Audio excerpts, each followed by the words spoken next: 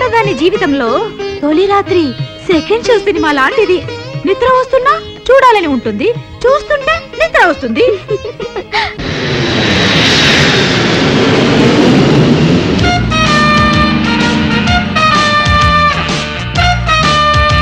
రండి సార్ రండి, ఇదే మా చెల్లాయి భవంతి.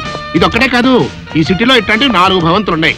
కాకపోతే అబ్బాయి గారికి ఈ భవంతి బాగా నచ్చిందని శాంతి ముహూర్తం ఇక్కడే ఏర్పాటు చేశాం. ఇకపోతే ఈ ఇంటితో పాటు ఈ ఇంటి ఇల్లాలు మీ కోడలు కూడా నచ్చుతుందని నా ఉద్దేశం.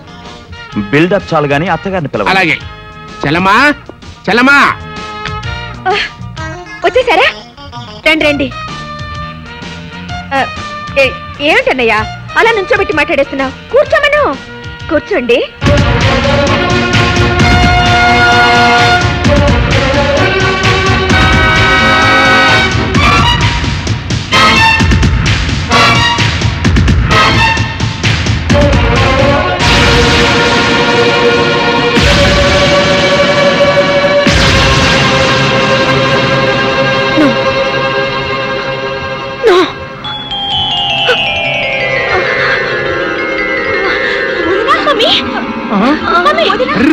ఏంటి చెల్లమ్మా ఉన్నట్టు పడిపోయావు? ఇవాళ రాత్రికి మీ శోభన కార్యక్రమం కూడా పెట్టుకున్నామే. దానికి తొందరే ఉందండి. ముందు మీ చెల్లమ్మ సంగతి చూడండి. చెల్లమ్మా ఏంటమ్మా అట్ట పడిపోయావు? అట్లా చూస్తూ ఊరుకుంటారంటే తీసుకెళ్లి మంచం మీద పడుకోబెట్టండి. నేను డాక్టర్ ఫోన్ చేసి వస్తా.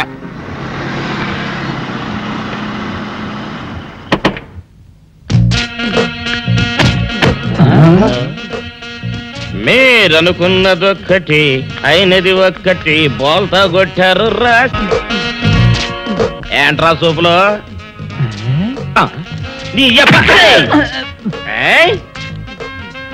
ఆ రోజు ఏమన్నావురా? ఈ ఫేస్ కి ఏ అమ్మాయి దొరకదా? ఇప్పుడేమంటావురా? రంభరా రంభ, దొంగ rascal, dirty fellows, dirty area, dirty smell.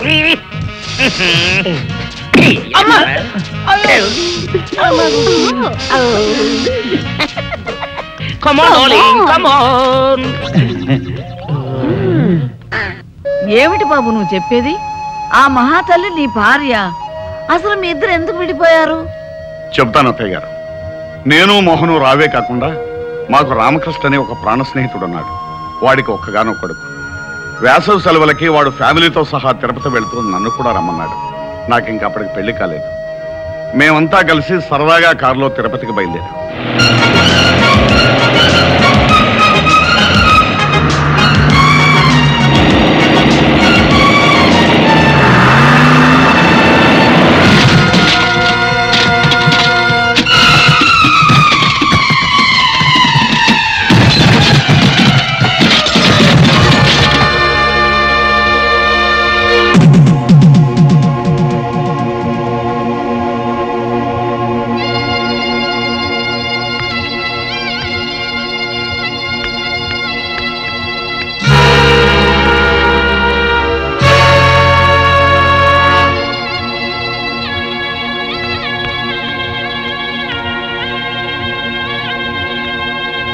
పెళ్ళయిన తర్వాత 1-2 సార్లు ప్రమీలతో విషయం చెప్పాలని ప్రయత్నించాను.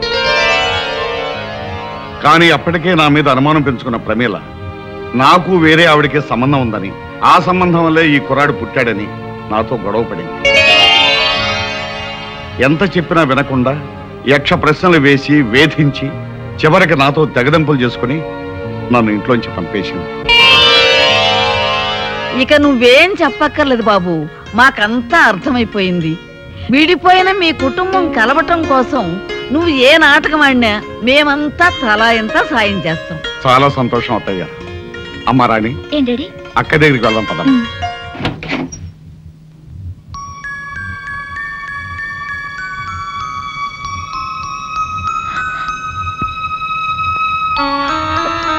అమ్మా మధు, ఊరుకమ్మా ఊరుకో. ఎలా ఉన్నావమ్మా? అమ్మకి మీకు దూరం అయ్యాననే బాధ తప్ప నాకే దిగులు లేదు నాన్న.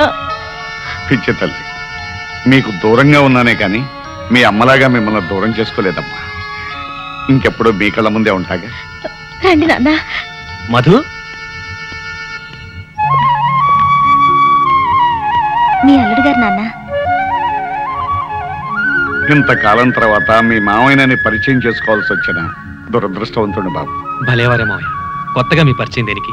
మీ అమ్మాయి మిమ్మల్ని తలుచుకొని రోజంటూ ఉంటేగా. పైగా మా మర్తల పిల్ల రోజు వచ్చి వాళ్ళ అక్కను ఓదార్స్తూనే ఉంటుంది. అవునన్న, పాపం బావగారు అనాథల్లా బాధపడకుండా రోజు ఇక్కడికి రావడం అలవాటు చేసుకున్నాను. చిన్నపిల్లవైనా నీ పెద్ద మనసుకి గర్వపడుతున్నానమ్మా. అంతకన్నా గర్వపడే విషయం మరొకటి ఉంది మావయ్య. మీ పెద్దమ్మాయి నన్ను తండ్రిగాను, మిమ్మల్ని తాతగాను ప్రమోట్ చేసింది. చాలా సంతోషం అమ్మా. నీకు పసుపు కుంకాలు ఇవ్వలేకపోయినా నువ్వు నన్ను తాతం చేస్తున్నావు. మీ ఆశీర్వాదం ఉంటే నాకంతే చాలు నాన్న. ఏ జన్మలో ఏ పాపం చేసుకున్నాము. మన కుటుంబంలో అందరూ ఒకరికొకరు కాకుండా అయిపోయాం. నేను అనుకున్నదంతా జరిగి మళ్ళీ మనందరం ఒకటయ్యే రోజు కోసం ఎదురు చూద్దాం. రాణి, పిలిచావా మమ్మీ? అసలు నీకు బుద్ధిందా? అంత పాటలేంటి, గంతులేంటి? అదేమిటి మమ్మీ, ఆయన నా భర్తేగా. భర్త లేదు, బీరకాయ లేదు. ఈ క్షణం నుంచి నువ్వు అతనికి దూరంగా ఉండాలి. ఎందుకు ఉండాలి? నేను చెప్తున్నాను కాబట్టి. ఏమిటి మమ్మీ, అతన్ని పెళ్లి చేసుకోమన్నావు, చేసుకున్నాను.